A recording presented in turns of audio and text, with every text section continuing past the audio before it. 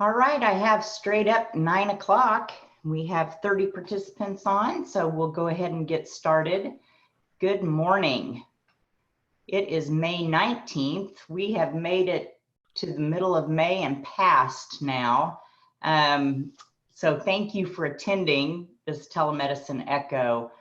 We really appreciate your being able to join us, and I think you're in for a real treat today with some really good information from Shane Hudson concerning substance use disorder treatment and what they're doing and have been doing with telemedicine for quite some time. So the Heartland Telehealth Resource Center and the Missouri Telehealth Network have partnered to bring you this Telemedicine Echo. We'll address topics such as regulatory issues, technology, some clinical work, as well as whatever it is that you would like for us to address. We did have someone last week say, hey, would you address billing and coding and that type of thing? So we'll probably circle back and do that again, perhaps June 2nd, if we can get someone that can help you out with that, because I know that that is something that's changing all the time. I'm Janine Gracie, Project Director of the HTRC, and I have the privilege to moderate these sessions. And I want to give a shout out to all of you who continue to work on the front lines. Thank you very much. I want to give a shout out to those of you who are working from home and you're self-isolating, and sometimes you think you might be going crazy, but you're not. It's just normal, and we're all doing the same thing. So, but these kinds of sessions can help you connect with people from the tri-state area, and we're hopeful that you will make those connections and be able to work with one another as we go through this new and unprecedented times, especially with ramping up of telemedicine. But before we get started, I would like for you to, and you know the drill if you've joined us before, but if you haven't, this is called the renaming of your name and picture. So if you'll right click on your picture or your name, and what happens is it says rename. And so you hit rename, put your first and last name and your state abbreviation. We want to know what state you're from. And that helps us when we're addressing questions and that type of thing for you, because we all have a little bit of different regulations when it comes to our state Medicaid. So please do that. And now I'll have the hub team introduce themselves, and we'll start with Karen. Good morning, everybody. Karen Edison here, Senior Medical Director for the Missouri Telehealth Network and Show Me Echo. Great, thank you, Karen. Evelyn. Nice to see everyone this morning. I'm Evelyn Nelson. I'm a telepsychologist at University of Kansas Medical Center and PI for the Heartland Telehealth Resource Center. Thank you, Evelyn. Rachel. Good morning, everybody. Rachel Mutro here from the Missouri Telehealth Network, Show Me Echo, and the Heartland Telehealth Resource Center. Welcome. All right, thank you, Rachel. And Tim. Good morning, everyone. I'm Tim Davis, Telehealth Manager at Oklahoma State University Center for Health Sciences and the Oklahoma representative for HTRC. Thank you, Tim. You're back in your office, Tim. Yes, yes. Well, not everyone is yet. All right, and Heather? Good morning, my name is Heather Hagan. I'm a telehealth analyst at OSU Center for Health Sciences. And Robert? Hi, I'm Robert Stiles with the KU School of Medicine, Department of Pediatrics, and I also work with the Heartland Telehealth Resource Center. Excellent. Thank you so much. So that's your hub team. Those are the experts that you can address questions to, but we also have experts all over this Brady Bunch looking like screen because each one of you are experts, and so we'll learn from one another. All right, just a few different, usually, you know, we have participants introduce themselves, but when we have this many, it takes too long, and we want to get it right into our echo so that we can learn as much as we can in the time that we have given you. So Thank you for that. And I don't see yet any phone participants, so we're good there. All right, just a few housekeeping rules. We use first names in ECHO just for a more collegial environment. We want to use first names.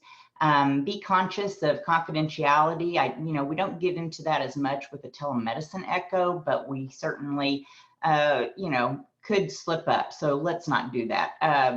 Make sure you protect that health information.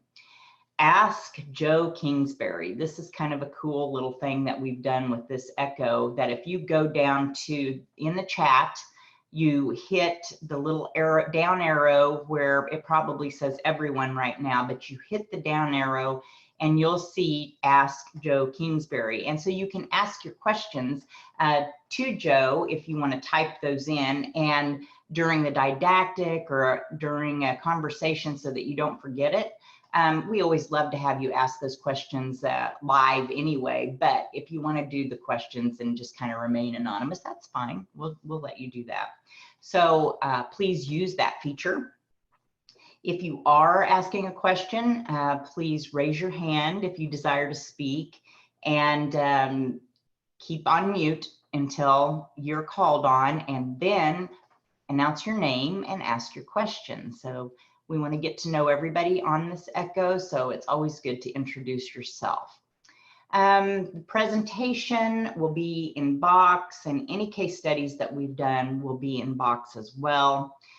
And the value of each ECHO is in the case. So please volunteer a case. And a case for this telemedicine ECHO could be something like, I have no idea about software platforms. What should I do? Or our software platforms not syncing with our medical record. How do you handle that? Anything like that, as far as technical difficulties, as far as maybe clinical workflow, how you might do that. So bring us a case study. We'd love to hear from you. All right, we will get started with Shane's didactic. I'm really pleased to introduce you to Shane Hudson.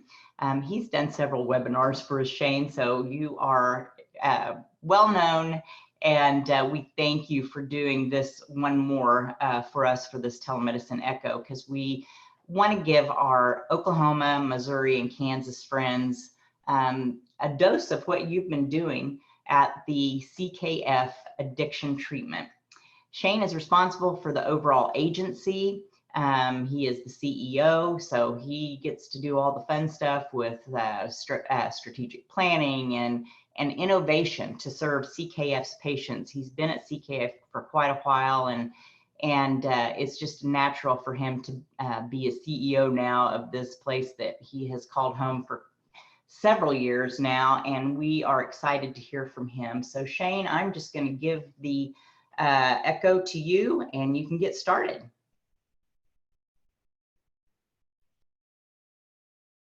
All right. Well, thank you very much for the introduction. I appreciate it.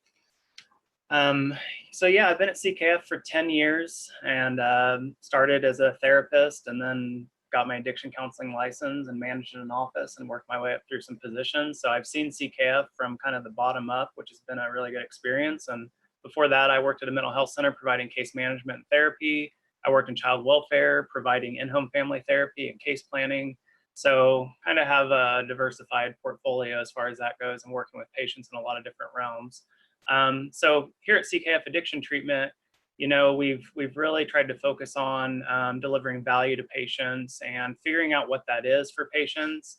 I think as you consider telehealth treatment, it's not just saying, okay, we have to do telehealth now, so let's put something together until we can turn it off. It's not about saying, hey, here's all the in-person services, let's just transfer them over exactly the same to telehealth, even though we've seen some of that. But I think it's really, how do you find that flexibility to connect with patients? How do you create some options for them so they can really benefit from a healthcare service, is how you need to frame that. We have been doing this for a while, and I'll dig into that a little bit. And I've provided consultation to some people in, Illinois, North Dakota, and I had a call with Santa Cruz, California last week, as they want to implement telehealth. So as you're looking at telehealth, I mean, there's a lot of people looking at telehealth right now and learning from people who've been doing it. We're still learning. I know more today than I knew 2 months ago for sure. And I knew more 2 months ago than I knew 2 years before that. So everyone's learning all the time, and that's a great thing, of course, in any realm, and telehealth is no different. So today I'll be talking about telehealth addiction treatment and what that looks like at CKF. Now, we've been providing forms of telehealth addiction treatment since 2017. We were awarded an opioid grant to cover 65 Kansas counties. And, you know, we had an idea for care coordinators to connect with patients in rural and frontier Kansas because we knew that they would need some support and guidance and connected to community resources and other resources, medication, treatment. And I knew this, but traveling around Western Kansas, doing presentations, getting to know the communities, and we talk about these services, and I kind of hinted towards some telehealth things. It's like, oh yeah, that's great. When? Like, we need this.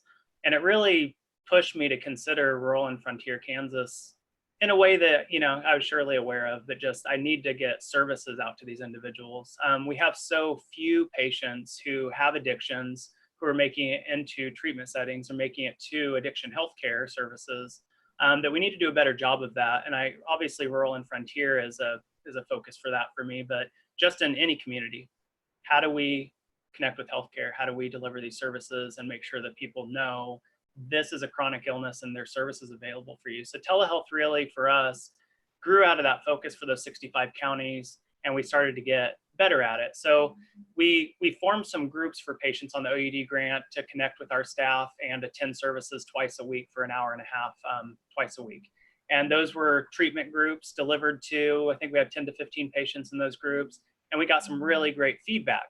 People who said, I've never had a service before. There's nothing else available to me here. Man, if this stops, I really want to keep connecting to something like this. This has been valuable to me. So we started to get our feet wet and understand what that looked like and how to deliver this model.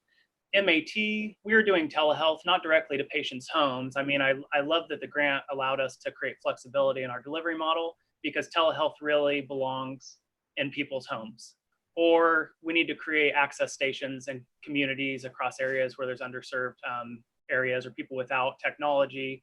There's things like that going on in Canada and Europe where people can access technology to connect to telehealth services from down the block by their house. So we need to consider these ways to connect with people. With MAT, we did have someone signing in from another site, patient showing up on site, working with our nurse.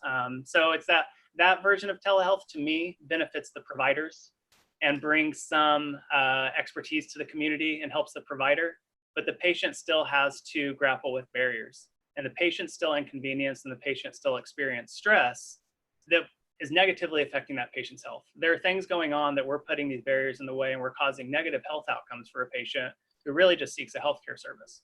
So why are we compounding their situation that way? So that just challenges your thinking about how we deliver services to patients and what's going to sink into their lives. So Kansas Connecting Communities is the next project we started working on.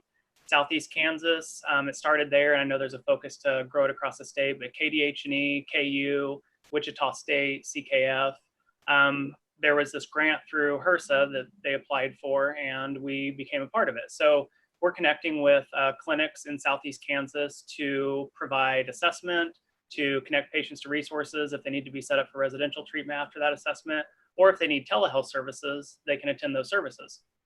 Now, before COVID, I was really pushing for, hey, these patients need to be able to sign in from home. We settled on patients coming to the office and signing in from there so that we could bill for it. But if there were exceptions that needed to be made because a female who is pregnant postpartum, which is what this project is focused on, needed to sign in from home, we would allow that. So that's really where that project started. And it's really just pushing to grow that and work with more clinics and connect services to healthcare facilities in places where the service doesn't exist. Hoxie Medical Clinic, 2020, we talked for quite a while about doing something and decided on a process where patients could get assessed via telehealth and then attend our in-person or our treatment sessions via telehealth from home. And that process before COVID was, without the OUD grant, we would need people to pay out of pocket. So we developed a membership fee, and we said, here's how much it costs, and it's a value because you're getting a lot more service, you know, dollars worth of service than what you're paying for. And that's like the best we could do. And that didn't sit great with me. So, I've talked to payers and figured out if there's ways we can do some creative things there. But that's where it started with Hoxie, is that we had the OUD grant. Let's get more people connected to the service that they're OUD grant funded. And if they have other diagnoses, let's offer them something that they wouldn't have otherwise, and just try to be creative and meet patients where they're at and build something.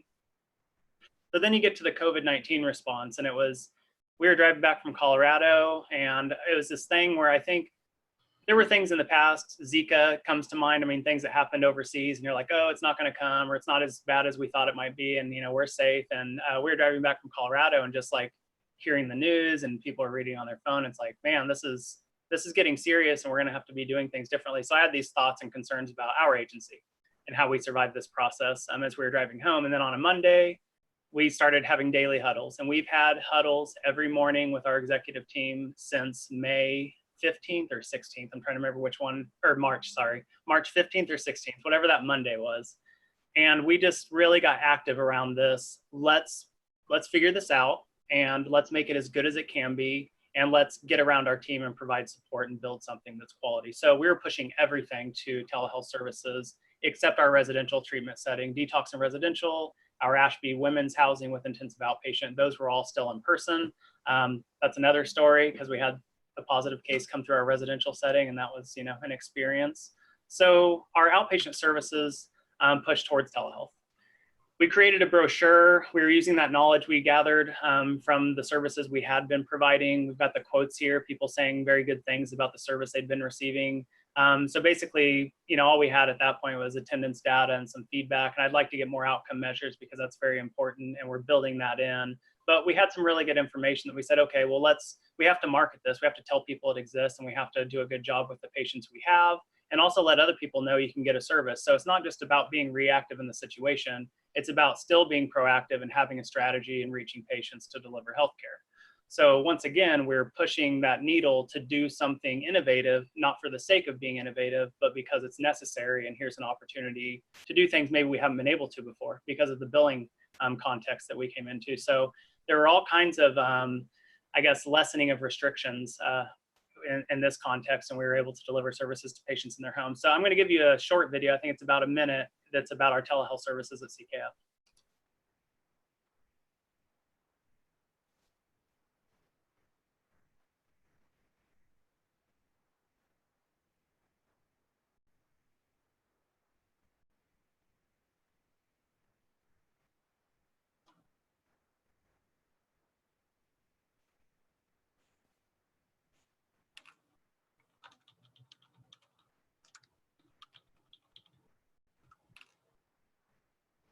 Hey Shane, we can't hear anything. When you share your screen, there's an option to share computer audio. So you might have to reshare your screen with your computer audio. Okay, let me check. It's like a little checkbox in the bottom corner. Okay, gotcha. Share computer sound? Yes. Gotcha. Try it again, let me know. You can hear it now.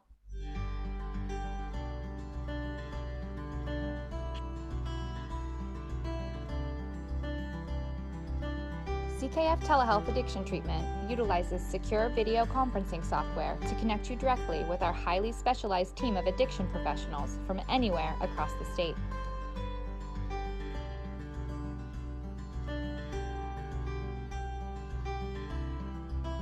Accessing our outpatient services has never been easier. You can join us online for treatment and support groups safely and securely from the comfort of your own home.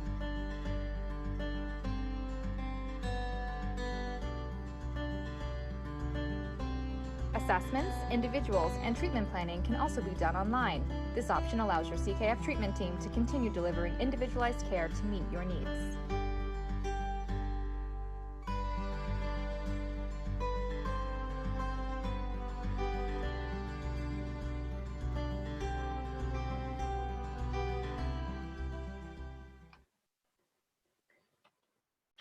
So that is just about that. How do we get it to people? How do we let people know it exists? How do we make this a benefit, a value to our patients, and really get them engaged? So as we were building this, we were meeting with our staff.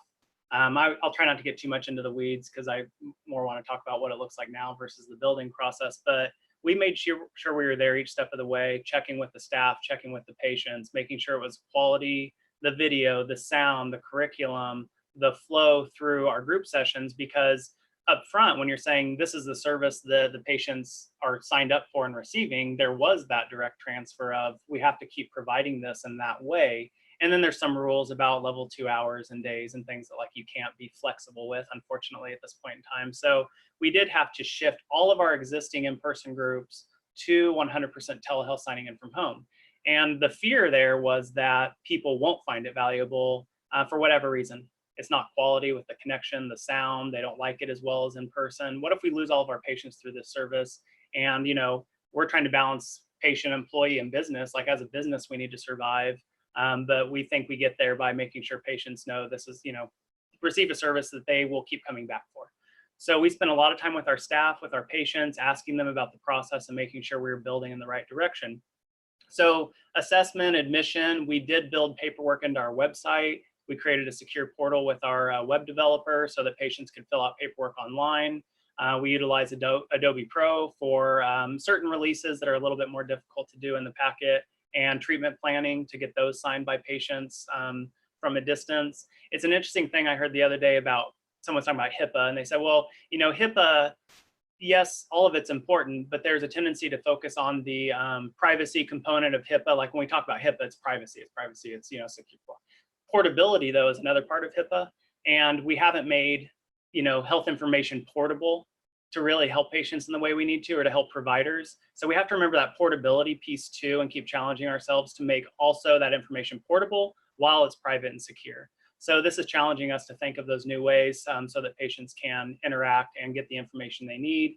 And we're just trying to build some ways to make it a little bit easier. Our peer support sessions through our Pathfinder Recovery Center, we, of course, started doing those via telehealth as well. We created new groups. We created flexibility there where we said, you know, what times of day will work to just open this up and say, anyone who needs recovery support, here's the days and times, here's the link, sign in and you'll get that service, because it's not a treatment program. It's like it was our walk-in service. So how do we create a walk-in service online that people can walk in to Pathfinder, that they can call, get a hold of someone right away and get into a session with somebody just like they're walking in, or they can sign into some of our support groups. We added recovery, yoga, and wellness with a peer mentor who's certified in yoga. And that's been a really cool thing to connect to our patients. And we couldn't take our residential patients to the Y anymore. So now they're in front of a TV screen connecting with our yoga peer mentor 3 days a week. So it's just a really interesting thing to see, like, what else can we do? And we're still working on that. Like I said, it's an ongoing process. Our counseling individual sessions, of course, moved over. Outpatient group, intensive outpatient group, that was like the big thing. That intensive outpatient, definitely as a business, we have to have, and I hate to say this because I'm about value and, you know, value-based reimbursement models and trying to build that direction, but you have to have a certain amount of volume in your intensive outpatient services, in your residential services. Like that helps you stay in business. Payer mix, volume, that's just the truth of it. So if we didn't have patients really engaged in that intensive outpatient group, that would have been very bad for us. Even if we had a bunch of our outpatient level 1 patients coming, intensive outpatient had to work. So intensive outpatient had to be three days of group, 3 hours each time. 3 hours is a long group. I'd love to see that change at some point in the future to be an intensive outpatient service without having to do 3 hours at a time. But that's just where we're at, and that's what you have to do. So it was, you know, our people going to engage in this. And we had counselors saying, you know, after a few sessions, like, oh, wow, like this is really working. And it's like going by quickly, and because patients are engaged in it, it's going well. The curriculum's working when I share the screen and I have people, you know, speaking up and participating that never did before. It's helping them be more confident in those sessions. People attending group that had really poor attendance before telehealth was an option. That doesn't mean it solves all your attendance issues, but I'll show you some attendance data here at the end of our presentation, which shows more people at CKF are attending their services regularly. So it was engaging these patients, and I go to the groups and they'd say, you know, can we keep doing this after all of this is over? Like after COVID, can we keep having this as an option? And it's once again, like patients want this, need this. It's helpful to them. They're not having to have transportation, gas, childcare, change their schedule, miss work, whatever it is. I mean, they can fit it into their lives a little bit better. And it doesn't mean everyone needs it, but I think having in-person and telehealth options are really what we need to have available versus all telehealth. I mean, that's not ideal either, or all in person. We just need options for people to provide the service so that they get what they need out of the healthcare service and they can advance in their lives and manage their chronic illness. Medication-assisted treatment, now we did get to the point where we can deliver directly to the patients in their homes. There are some lessening of restrictions there. We're doing our inductions, our maintenance appointments with patients as they're in their home, and our APRN and physician are signing in to connect with them. So that's been something as well that's just been a little bit different. You'll see My Strength noted here. We've had the My Strength phone app for a while. We started it with the opioid grant, and we provide that to all patients who are in CKF services. They can use it on their phone, on their computer. There's evidence-based curriculum within that app, and we feel like it's a good 24/7 connection to something and some structure and curriculum and goal setting that they're not going to be able to get from us because we're not available 24/7 in that way. We build that into it so there's something between sessions as well, and we utilize components of that within our curriculum, so they'll be working on it and then essentially have some homework or other things they're working on within the app at home, on their computer, on their phone. So the data that we've seen is really this. We have seen attendance rates increase. So our top section shows our January 1 through March 13th attendance rates. Those were 100% in-person services. So as you look at April 1 through April 30, and I know I have some more data sitting in my email somewhere because I love getting data from people to look at and analyze. But this most current one I put on here, we had this increase happening, and April 1 forward was 100% telehealth services for these primary care groups. And you see the attendance rate go up 70% to 74.3%, 67% in level 2 to 78%. I mean, it's just pretty amazing for us to be able to engage with patients that way. So this thought about like going back, and we're not going back to normal, we're moving forward to a new normal. We're not going backwards. You just can't after you have this experience and change, and just the threat of, you know, illness and society as we're at with COVID. We have to be careful in new ways. So we can't just shift back. I think the fear of going towards telehealth 100%, which is, you know, totally, I understand it, that fear of, oh no, what if our patients don't come because it's new and different? And now saying, what if we shift back all the way and we lose this? Because the data shows, and I think consistent over time as we look at past year's data, the data shows we haven't had quite as good attendance as we do the in-person services. So I don't want to lose all that. So we've talked a lot to our counselors about how do we kind of shift? How do we 1 foot in, 1 foot out? How do we remain flexible to maybe another outbreak, or, you know, our level goes back to phase 1, even though we're working towards phase 3 as a state to get out, you know, kind of get back to whatever our new normal is. So we've talked about options for that. And our counselors are really saying at this point, we were doing hybrid groups for a while, which can be kind of challenging. I heard from a couple counselors, but the majority of our staff said, you know, that's great to tell patients, you can sign in and I'll have you up on this big TV, or you can come into the office and have this service. So really the in-between for us, right now we're still 100% telehealth. We will be 100% telehealth in phase 2, which is our phases in Kansas. In phase 3, we will give patients the option when they're calling to schedule assessment, admission, peer mentoring, individual. They will be given an option. Do you want to come in the building or do you want to receive it from home? What works best for you? And then with group, they'll work with their counselor to understand what's the best way for them to connect. So keeping those options. Now, here's the kicker. If everything shifts back, and I think there's going to be remnants of telehealth left, billing wise, et cetera. I don't know what that will look like, but I do know, just keeping an eye on it.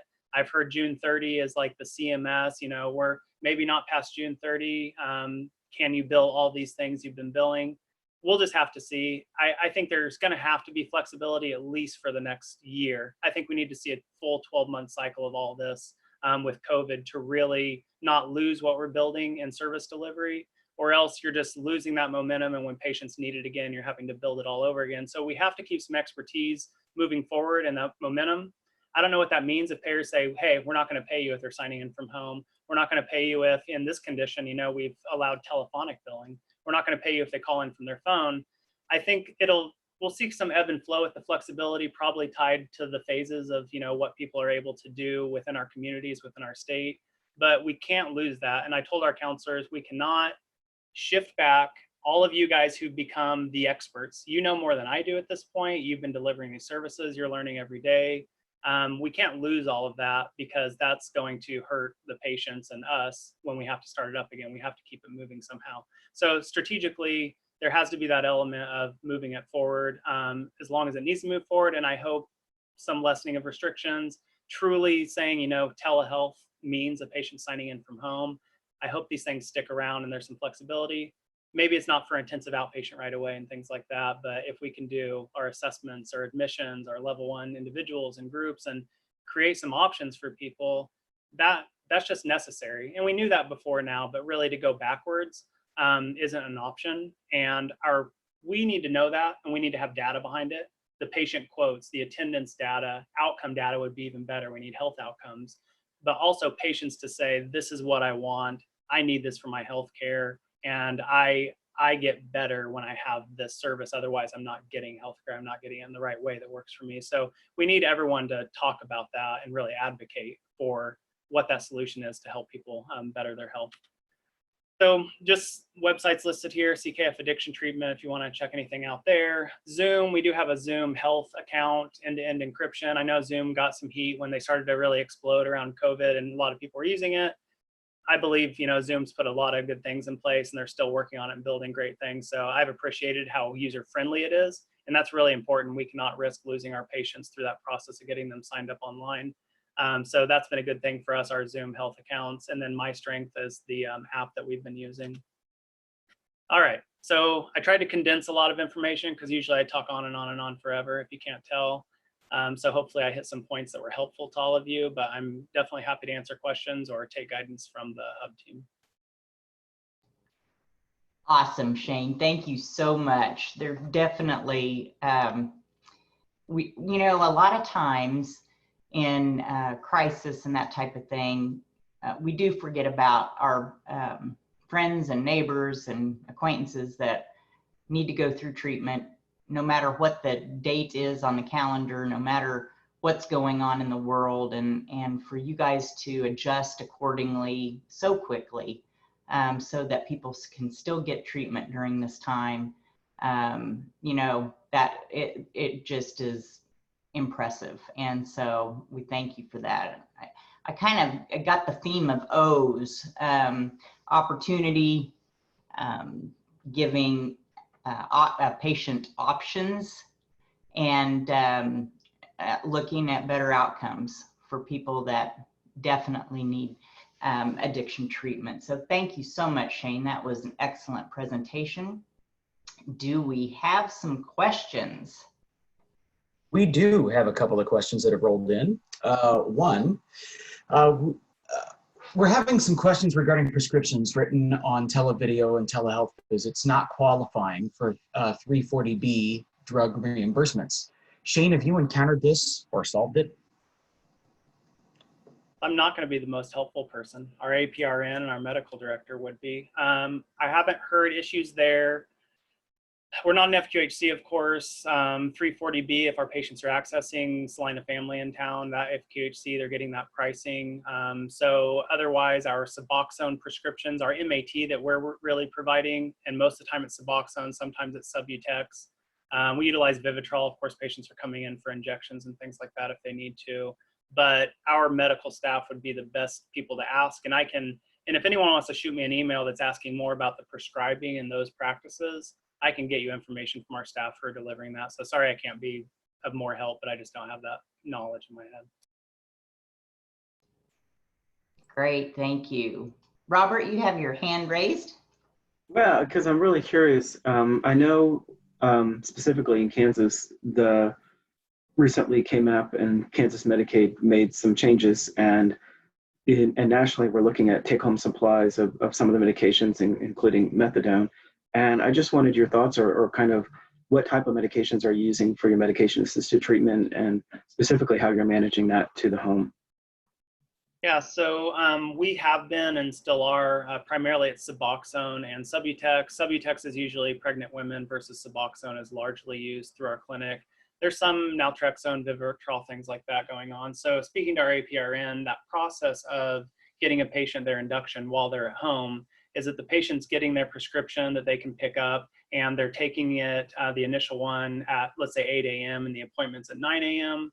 Our APRN's checking in on them to see how it's going, as she would do if they were in our lobby. You know, in the past, there was a focus on like all inductions have to happen in person and throughout the whole thing, and they sit in your lobby all day. And that just hasn't been true or been the case for many providers I've spoken with and heard speak. And it's progressed over time to some people taking it home with them. And, you know, we're working with patients who have been using some substances. They do have an understanding of how these things might affect them and what feels right or wrong, and, you know, if something's not going well in their system. But we're monitoring to, you know, who are those patients who might have some issues versus who are those that are probably pretty safe with it, and monitoring closely, because if there's some issues going on that our APRN identifies through that process, she's backing off and deciding, you know, what levels should we introduce this patient over time. We're giving very short-term scripts as they're getting it at home. And I think it's like a week at a certain level, and then maybe a week at a time is how she's moving forward with that. And I'd have to ask her, but that's really the focus there. You know, we used to have UA, which we're losing some UA components there that I think would be good. Obviously, if a patient needs labs, they're going to have to go somewhere and get labs. But the UA component, we've been using the saliva kits or the mouth swab, so they can have it at their home and use it while they're on the session. So at least we get some data and some feedback there on what might be in their system. So that's what we've done to manage that as best we can.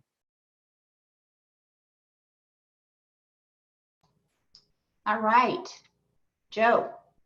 Yes, next question. How do I provide this service when I share an office? I have earbuds, but there are people that can come in the room at any time. So you could be, in theory, in a shared space. And I think about the patient on the receiving end and the provider end, if you meet some qualifying criteria. If your back's to the wall and no one's passing back and forth behind you. If you have headphones and the people speaking on the screen can't be seen, or with the headphones, they can't be heard, the person in the room would be hearing you, but that's your information to give if you want people in your room to hear that. So for a patient, there is some flexibility there that even if they're in a small space, they can get a service if they have those right precautions taken. Otherwise, if they don't have the headphones and things like that, they couldn't be in a shared space with other people. The provider, we have had some of those overlapping sessions. By and large, we've had staff providing from their own office individually or from their homes. They've been providing the service directly to the patient, and we sit in on sessions here and there and make sure the quality is good, because if the connection's not as good as it needs to be, et cetera, they need to be in the office to deliver. All of our group services are delivered from the office because we believe it's just the most consistent, strong internet connection, and they have all their materials available with their 2 screens, et cetera, for the group. So a provider, if you're sharing a space, you would need your back to the wall, no one passing behind you, and your headset on and your mic, and other staff in the room. I mean, I wouldn't have other patients in the room, because now you're talking to a patient about something about them, and they're the ones who own that information on the other end. So I wouldn't want to be sharing that out loud to people who aren't a part of my agency. But if you can do that without interrupting each other's session too much and there's staff in the same room, I think you can do something with that.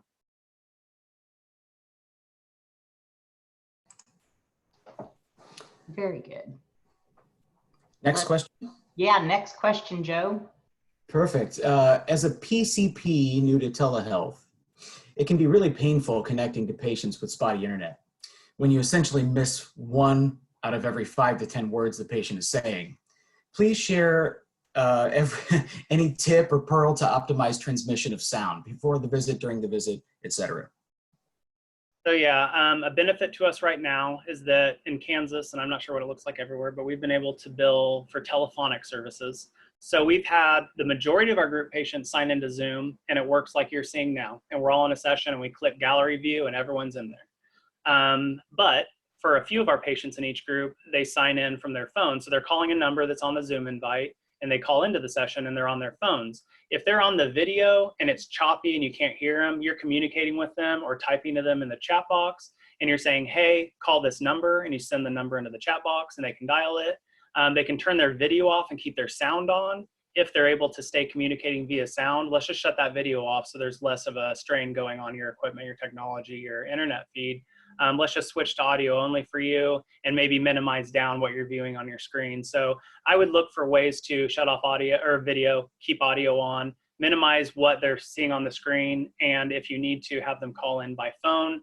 Worst case scenario, I had a board meeting the other night and a board member couldn't figure it out, right? So I said, and he's an older gentleman and everyone else is able to sort it out, but he just couldn't. So I said, call my office phone and I'll connect you into the session so that you're on that phone. So if you have that flexibility with a work cell phone or an office phone or things like that, because we can bill telephonically, I would throw that option out as my last effort to connect.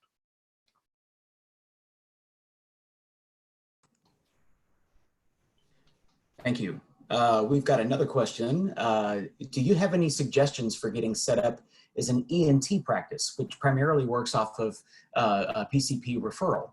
We've considered providing telehealth equipment like digital otoscopes, et cetera, to the PCPs. Did you say an EMT practice? Correct, ear, nose, and throat, yep. Right, I think this is a general question from an ENT in Oklahoma. They're trying to get started, and just any kind of help that we can provide would be great. So anybody have an experience with this that they'd like to answer this question? Well, I would just say that, you know, the place to start is with your primary care practices that are your most common referral sources. I would start there. There's a lot of technology out there. We had the presentation earlier from the Telehealth Technology Resource Center.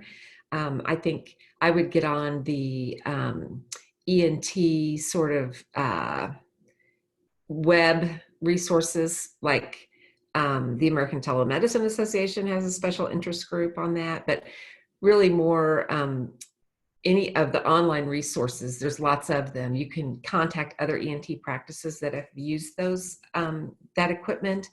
The equipment is not that expensive now, and it works really well. So I think it'd be very easy to do, but I would set it up with your practices that refer to you most commonly. Great advice, Karen. Thank you so much. And I think we've got some other advice coming into the Zoom group chat. So make sure that you read some of those to further answer this question. So thank you for that. Wonderful. Do we have any other questions, Joe? We just had another one roll in, Janine. How has CKF received patient feedback? As it sounds like this has been very important. Yeah, so we have a director of quality outcomes, and she is really focused on patient experience.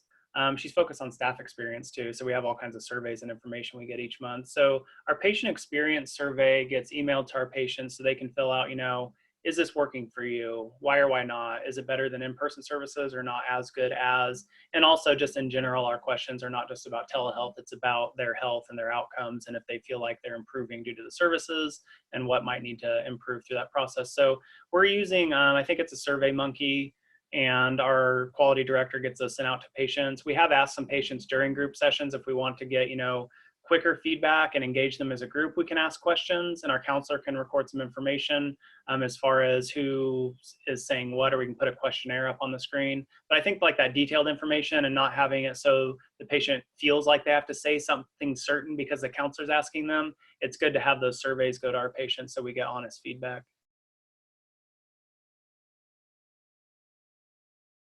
Excellent advice. Thank you. Good deal. Joe, anything else in the chat or anything else that has come through to you? That exhausts my question list currently. Great. All right. Anyone have any questions that would like to address them live via televideo? Yeah, Shane, this is Dr. Varan at Truman Medical Center. I think I was probably with a patient when you might have taken this question, but we're having some issues with 340B reimbursement of addiction medicines and medication-assisted stuff, not wanting to count these visits because they're not face-to-face. Have you come across that?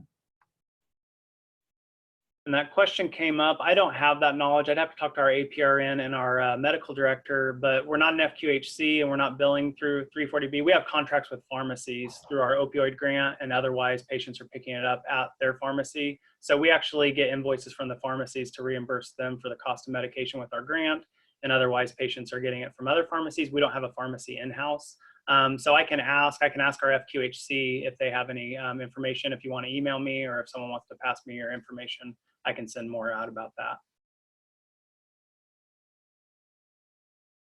Yeah, we can certainly get you David's email, and David, if you have certain questions, we can connect you with Shane. And that's too bad you're having problems with that. So anybody else have any clarifying questions for David, or another answer to his question? I know we addressed this, but it might be important to go ahead and try to do that again here.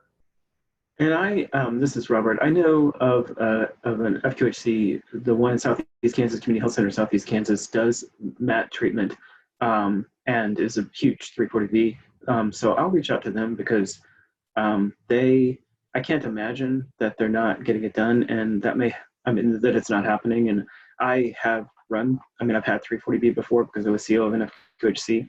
I'm not really sure what the issue could be, but I'd be happy to, and I'll put my email in the chat, and Dr. Brand, be happy to talk with you and help you sort through what the issue is. Sometimes there's a lot of misunderstandings when it comes to 340B, but you should be able to, the face-to-face should not be the issue, because it should be that the provider is employed by the 340B, which you are, right? I mean, Trim and Med has access to 340B. You're a Trim and Med provider.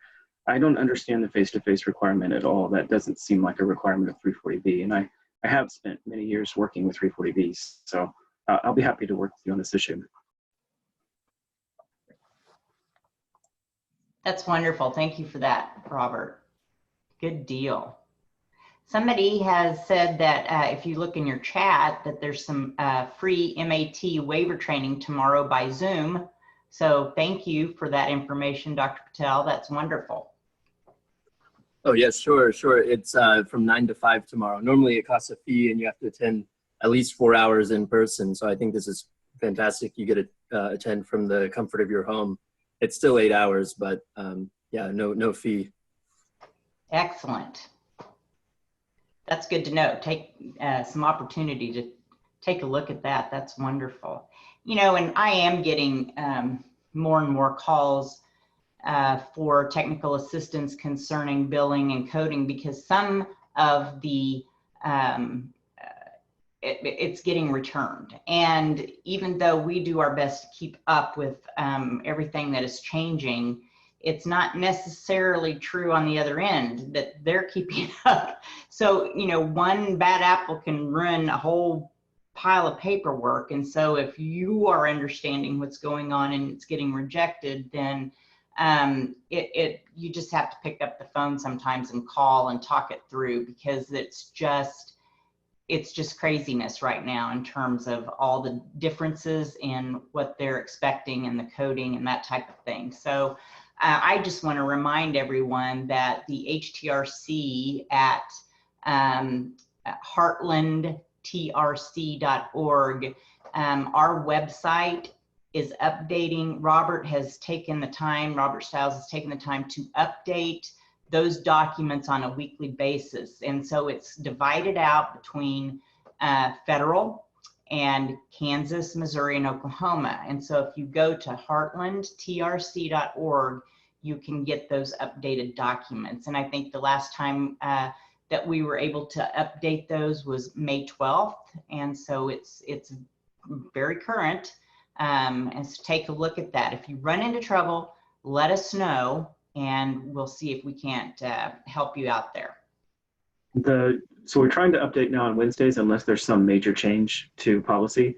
So you can always try to check in every Wednesday to see if there's any current updates. And the other thing in those documents, if you've read a previous one, every week when there are changes, then we highlight that in red in the document, so you can just quickly scan through and see any new things from the previous week or any changes from the previous week.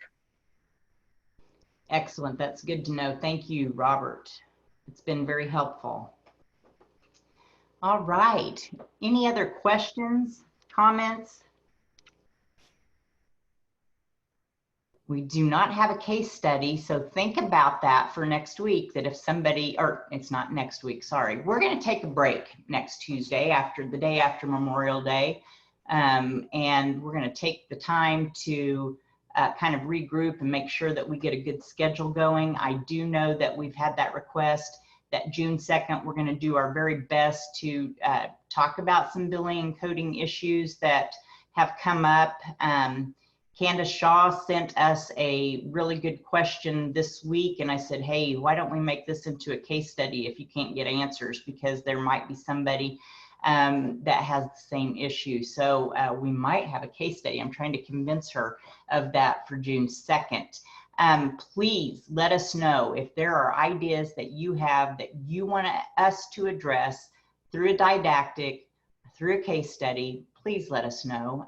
We're here to help you, and we want you to be successful in your telehealth programs. I'm going to scan one more time for any hands raised to ask any questions, and I don't see any, but I do want to thank Shane for that excellent presentation.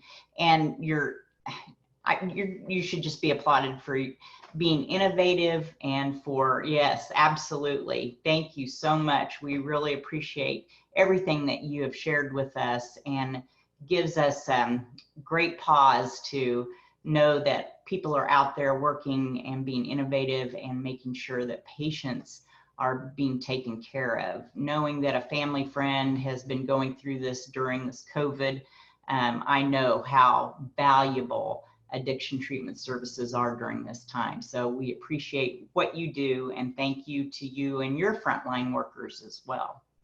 I am going to make sure that we abide by Dr. Edison's saying that we have Zoom fatigue, and that we're going to sign off a few minutes early so that you can get ready for your next meeting, because I know a lot of you have 10 o'clock. So thank you for attending. We appreciate you. Have a great rest of your week, and we'll see you June 2nd. All right, 2 weeks from today. Bye.